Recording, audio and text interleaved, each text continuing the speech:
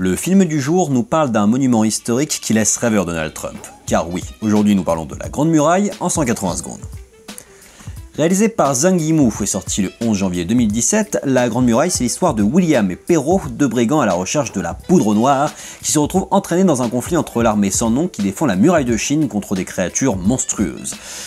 Je lui accorde le bénéfice du doute à ce film. C'est pas génial, mais il y a quand même une certaine force de forme qui me fait dire que j'ai passé un pas si mauvais moment que ça et que, allez, pourquoi pas, ça peut passer. La grande force du film, c'est son background.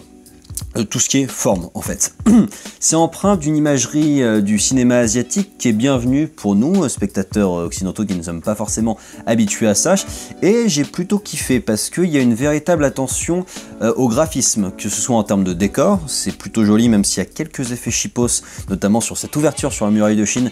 J'ai l'impression de me retrouver dans une cinématique de Age of Empires 2 qui est un très bon jeu, là n'est pas la question, c'est juste qu'il est sorti il y a 15 ans. Oh putain, je suis vieux en fait. Bref, il y a eu les costumes qui sont aussi très jolis, j'aime beaucoup les armures que portent les différents généraux chinois, c'est vraiment classe.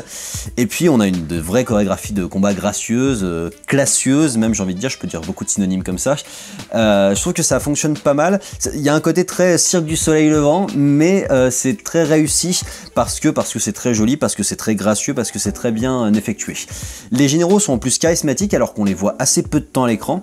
Et gros pouce bleu pour l'héroïne, Jing Tian, qui est vraiment top en tant qu'actrice, et même le rôle est vachement intéressant en fait, parce qu'on a le droit à un personnage féminin qui est belle sans être sexualisée, c'est-à-dire qu'elle va garder son armure jusque là, tout le long du film, c'est pas Guild Wars où elle porte juste un protège-téton en guise d'armure, là c'est une vraie armure de général chinois, et puis elle est pas sauvée par le héros, il n'y a pas d'histoire d'amour à la con, globalement le perso est très réussi et plutôt bien mené, donc félicitations pour ça. Le gros souci du film, en fait, c'est tout le reste, notamment l'histoire principale qui est naze, en fait, qui est concentrée sur les Américains, l'Américain et l'Espagnol, Matt Damon en premier. C'est cousu de fil blanc, on s'attend à tout ce qui va se passer, et puis c'est divisé en deux catégories, toutes les deux aussi inintéressantes, à savoir la cupidité de l'Occident, d'un côté, avec la partie sur Perrault et sur William Dafoe, qui est, mais alors, on s'attend à tout ce qui se passe, et puis on en a rien à péter, c'est-à-dire qu'on est concentré sur un conflit millénaire, et à côté de ça, il y a la petite histoire des voleurs, dont on a absolument rien à foutre.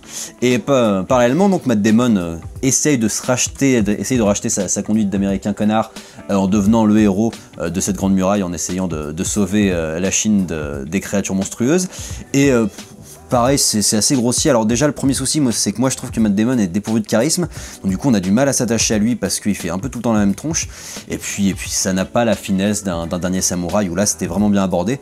Là c'est vraiment expédié, quoi. C'est vraiment du gros cinéma, et c'est un petit peu dommage. On a la désagréable impression en plus que les Américains ont été rajoutés au film pour la localisation occidentale et pour le rendre bankable chez nous. Et top.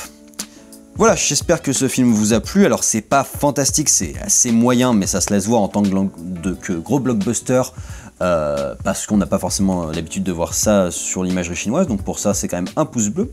Je vous invite à liker, commenter, vous abonner, et puis je vous donne rendez-vous sur la page YouTube de Directive Première pour d'autres critiques ciné en 180 secondes.